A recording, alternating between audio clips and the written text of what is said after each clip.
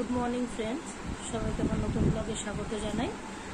আর আজকে শুক্রবার, আমি সকাল সকালই ব্লগটা শুরু করলাম। আর এর পিছনেও কারণ আছে, কারণ গতকাল তোমরা দেখেছো আমাদের বাড়ি যে পাপ্পি বেবিটা খুব অসুস্থ ছিল, মানে পটি করে দিচ্ছিলো যেখানে সেখানে, আর মুখ দিয়ে অনবরত ফেনা বেরোচ্ছিলো। তোমাদের তো ব্লগে দিয়েছি, তোমরা দেখেছো আশা করি। তো সেই পাপ্পি বেবিটা রাত্রিবেলায় মারা গেছে। তো আমি রাত্রিবেলা লাস্ট ওকে দেখেছিলাম, আমার দাদার মেয়েকে গাইড থেকে নিয়ে আসলাম। 7:30টায় আমি লাস্ট ওকে দেখেছি। তারপরে আমার আর ওইদিকে যাওয়া হয়নি, কারণ ও তো এইদিকে আসছিলই না, আর এমনিতে গলিতে ছিল, আর কেমন জঙ্গলের মধ্যে চলে যাচ্ছিলো। মানে ওর মানসিক পরিস্থিতি ঠিক ছিল না, মানে যেহেতু মানে শরীরটা খুব হয়তো জ্বালা পোড়া করছিল, যেহেতু এখানে কামড়ে দিয়েছে, কে না মেরেছে জানি না, অসুস্থ ছটফট করছিল, জন্য এই দিকটা আসেনি। আর বুঝতে পেরেছিলাম, কালকে তোমাদের ব্লগে বলেছিলাম টিকবে কি টিকবে না জানি না, কারণ আমাদের বাড়িতে প্রতি বছর প্রচুর পাপ্পি বেবি হয়। তো এই বছর 3টা টিকেছিল, ভেবেছিলাম হয়তো এরা তিনজন বড় হবে, আমাদের বাড়িতে থাকবে, কেউ ঢুকতে পারবে না আমাদের বাড়িতে। আর খুব ভালো লাগে যে যখন বাইরের লোক, অচেনা মানুষ আসে, তখন এতটাই ওরা মানে ভোগে, কি বলবো, মানে মানুষজন ভয় পেয়ে যায়। চোর তো দূরের কথা, মানে সাধারণ মানুষ ঢুকতেও ভয় পায়। তো গেল, একজন চলে গেল। আর একজন তো খুব অসুস্থ, উনি এখন কি হবে বলা যাচ্ছে না। মানে আমার মা ভোরবেলা দেখেছে, কারণ আমার মা তো ভোরবেলা উঠে একটু হাঁটাহাঁটি করে, বলেছে এদিক ওদিক হাঁটাহাঁটি করে, যেহেতু শরীরটা খারাপ। তখন বললো যে ওকে খুঁজতে গিয়ে দেখি ওই পিছনে ট্যাঙ্কির উপরে মরে গেছে। যাই হোক, আমার এখনো দেখা হয়নি, আমি যাবো এখন দেখতে, আমিও দেখবো, তোমাদেরকেও দেখবো। আমি তো জাস্ট একটু আগে ঘুম থেকে উঠলাম, আমি তো এত তাড়াতাড়ি ঘুম থেকে উঠি না। ঘুম থেকে উঠে শুনে মনটা খারাপ হয়ে গেছে, ভালো লাগছে না। এখানে কালকে তো পটি করে দিয়েছিল, এই জায়গাগুলোতে কালকে তো পটি করে দিয়েছিল, পরিষ্কার করেছি, কারণ যে কাকু জলের বোতল নিতে আসলে অবস্থা খারাপ হয়ে যাবে। এই যে মরে পড়ে আছে রে।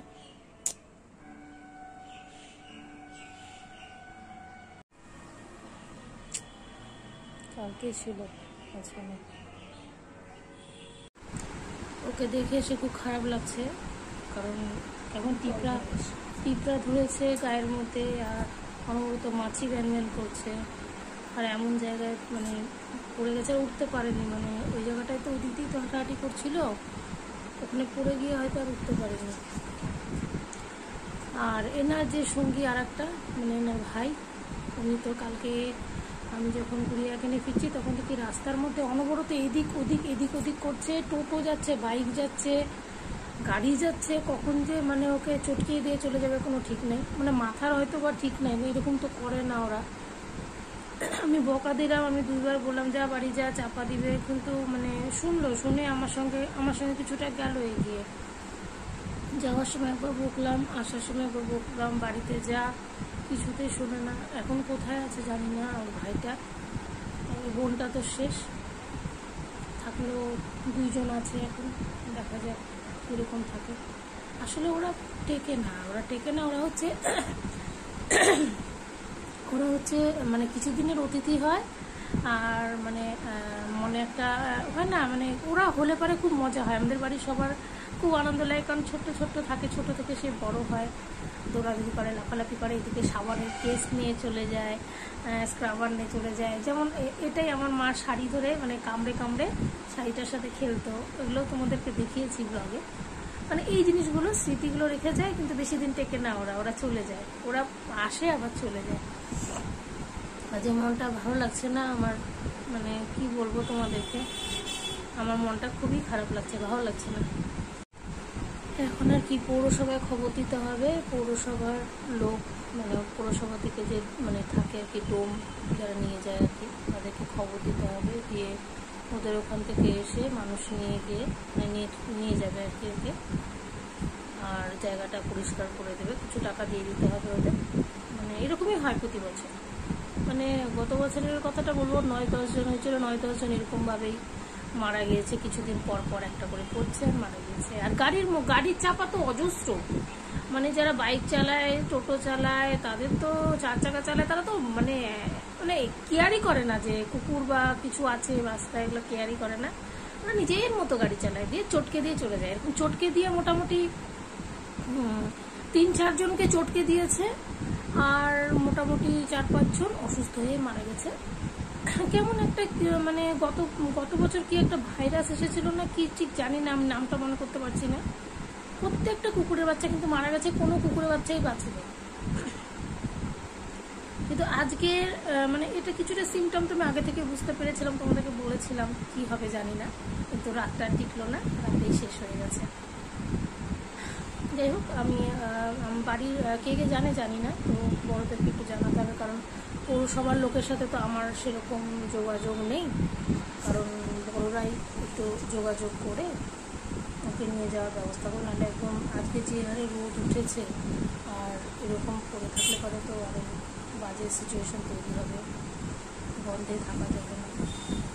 যাই হোক, আমি বাড়ির গার্জিয়ানদের সবাইকে জানাই যারা পৌরসভার, যাতে যোগাযোগ করতে পারে খুব তাড়াতাড়ি আর ওকে নিয়ে যাওয়ার ব্যবস্থা করে। এখন বাজে বেলা 12:30, এখনও পর্যন্ত পৌরসভা থেকে কোনো লোক আসলো না। আমার ছোটো কাকা গিয়ে মানে ফোন নাম্বার নিয়ে আসলো, যারা আর কি এরকম মানে মারাঠারা গেলে নিয়ে যায় কুকুর বিড়াল, পৌরসভার মানে ডোমের কাজ করে আর কি। তো ওনাদের একজনের বিশাল বলে একজনের ফোন নাম্বার পেয়েছি, লাইনে করে 7বার ফোন করলাম, ফোন ধরলো না। কিন্তু কখন মানে ফোন ধরবে, ফোন না ধরলে পরে ব্যাপারটা জানতেও পারছে না, আর কখন ওকে নিয়ে যাবে। আর প্রচণ্ড রোদ উঠেছে, আর রোদ উঠলে পরে তো আরও বেশি মানে গন্ধ টন্ধ ছড়িয়ে যাবে, সেটাও ঠিক না। তো আমি ফোন করতে আছি, মানে কন্টিনিউ ফোন করছি, দেখা যাক কখন আসে। কালকে এরকম টাইমও বেঁচেছিল, মানে ভয় পাচ্ছিল, তোমাদের তো দেখিয়েছি গতকালের ব্লগে, মুখ দিয়ে ফেনা বেরোচ্ছিল, পটি করে দিয়েছিল। আমার দাদা জানতো না, দাদাকে সারা দিতে গিয়ে বললাম, মনটা প্রচণ্ড খারাপ, ওরও খুব খারাপ, কারণ ও 2 বেলা মানে ডগিদের আর কি বিস্কুট খাওয়ায়, মানে খুব ভালোবাসে।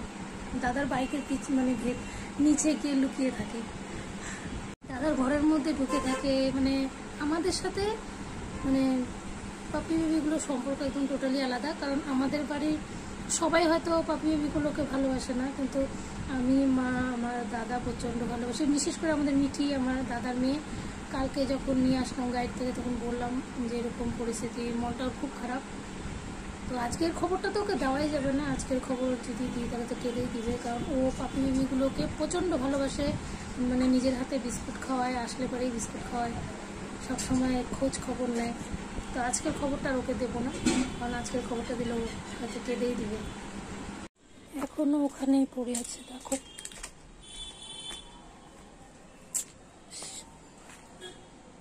পিঁপড়া ধরে গেছে গোটা গায়ে রে, পিঁপড়া ধরে গেছে।